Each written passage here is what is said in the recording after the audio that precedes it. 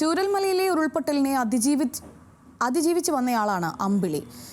തുണികളിൽ പൊതിഞ്ഞെടുത്ത ഉറ്റവരുടെ മൃതദേഹങ്ങൾ കണ്ണിൽ നിന്നും മായുന്നില്ലെന്ന് അമ്പിളി വേദനയോടെ പറയുന്നു. പുനരധിവാസം എത്രയും പെട്ടെന്ന് ഉണ്ടാവണമെന്നാണ് അമ്പിളിയുടെ ആവശ്യം. ചൂരൽമലയിലെ ദുരന്തമുഖത്ത് നിന്ന് തലനാരിഴയ്ക്ക് രക്ഷപ്പെട്ടതാണ് അമ്പിളിയും കുടുംബവും. ഇപ്പോൾ മേപ്പാടി GHSSലെ ക്യാമ്പിലാണ്. എങ്ങനെ ഞങ്ങൾ കഴിഞ്ഞിരുന്ന നാടാ, ഇനി അതെന്തായാലും തിരിച്ചു കിട്ടൂല. അസൂയോടെ ആൾക്കാർ നോക്കിയിരുന്ന നാടാണ് ചൂരൽമല. ഗ്ലാസ് ബ്രിഡ്ജുകൾ, അവിടെ ഇല്ലാത്ത ടൂറിസ്റ്റ് കേന്ദ്രം ഇല്ല. വിനോദസഞ്ചാരികൾ എത്ര സ്നേഹത്തോടെ വന്ന് ഞങ്ങളോട് പെരുമാറിക്കൊണ്ടു പോകുന്നത്.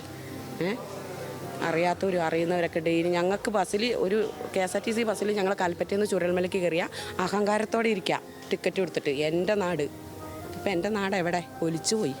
മിഠായിപ്പൊതി കെട്ടിക്കൂട്ടിയ പോലെ ഉറ്റവരെയും ഉടയവരെയും ഒരു കറുത്ത തുണിക്കുള്ളിൽ ചേർത്തു കെട്ടിയ കാഴ്ച പറയുമ്പോഴൊക്കെയും അമ്പിളി വിങ്ങി.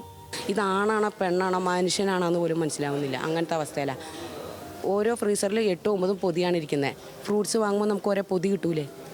ആ പൊതിയുള്ള അവസ്ഥയിലാണ് ഓരോ ബോഡിയും വന്നിരിക്കുന്നത്. നമ്മൾ എങ്ങനെ പോയി തിരിച്ചറിയും? അത് തുറന്നിട്ട് എങ്ങനെ മനസ്സിലാക്കും? ഒരു കൈ ആണെങ്കിൽ ഒരു കൈ, ചിലപ്പോൾ ഒരു വിരൽ, തല പകുതിക്കുന്നൊക്കെ പിരിച്ചാണ് കൊണ്ടുപോയിരിക്കുന്നത്. എന്ത് പാപം ചെയ്തിട്ടാണോ ഇതൊക്കെ ഇങ്ങനെ സംഭവിച്ചതെന്ന് ഇത് ഒന്നും ഓർക്കാനും നമുക്ക് അറിയുന്നില്ല. ദ്രുതഗതിയിലുള്ള പരിഹാരമാണ് വേണ്ടത്. 2 നിലയുള്ള ഈ സ്കൂൾ കെട്ടിടമുറി അവർക്കൊരിക്കലും വീടാകില്ല. നഷ്ടപ്പെട്ട രേഖകളുണ്ട്, അതെല്ലാം തിരിച്ചെടുക്കണം. പ്രൂഫുകൾ നഷ്ടപ്പെട്ടു.